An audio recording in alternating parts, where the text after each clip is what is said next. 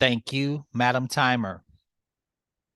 Contestant number 3, please turn on your camera and microphone. Contestant number 3, can you hear me? I can hear you, Contest Toastmaster. Contestant number 3, have you pinned the timer?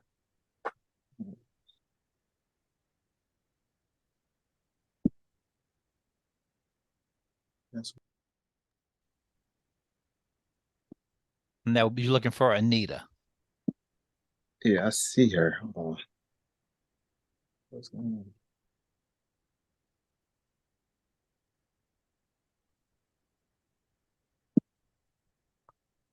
I have her pinned. Thank you. Contestant number 3, Kareem Rogers, Shadow. Shadow, Kareem Rogers. Like it was yesterday, a particular event unfolds in my mind.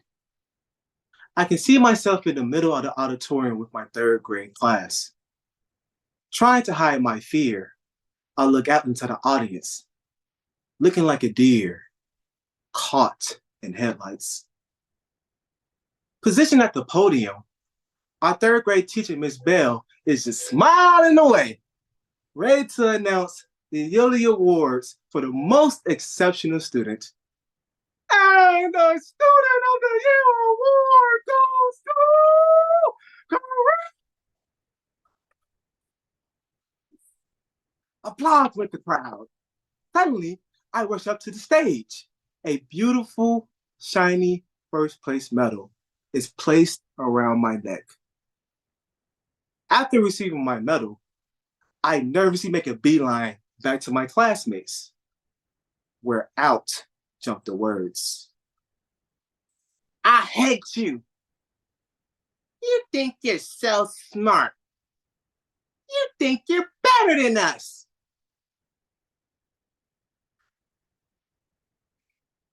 My head drooped and my heart sank. I felt hurt that my classmates would say such cruel things. Have you ever had someone tell you they hate you? And you're a child?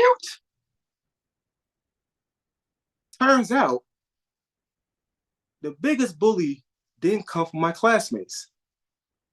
It was worse. The real sting came from a bully that was living rent free inside my head.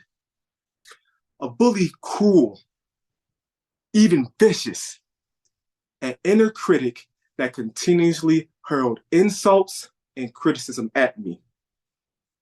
Imposter! Phony! Enter the shadow.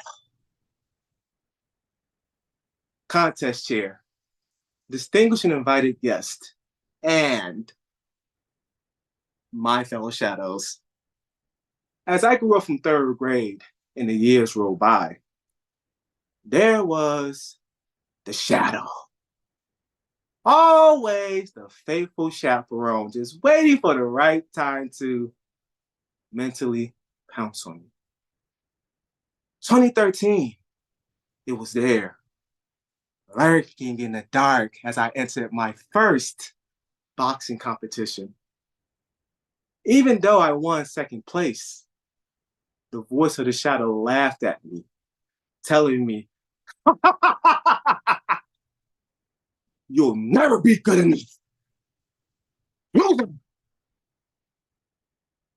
2017, again, it was there, hovering in my thoughts as I entered my first martial arts competition. Even though I won second place, the voice of the shadow smirked at me, telling me, you'll never succeed. 2022. Like the opponent it is. Yes, it was there. growling around inside me as I entered my first international speech competition. And even though I won second place, the voice of the shadow at me, telling me, you'll never be nothing. It was an enemy that was living within my own two ears. The ultimate battle. Or was it? So, who or what is the shadow, you ask? Well, world famed Swiss psychiatrist Carl Jung says that the shadow exists in all of us, and it is part of our conscious mind that we try to repress because it makes us feel psychologically vulnerable, inferior, or ashamed. In my case, the shadow made me feel all those things and much more. Yet, Carl Jung also said that the shadow can be a positive force. It can either appear as the light, the dark, what's left behind, or what is yet to come. That is what I discovered. How about you?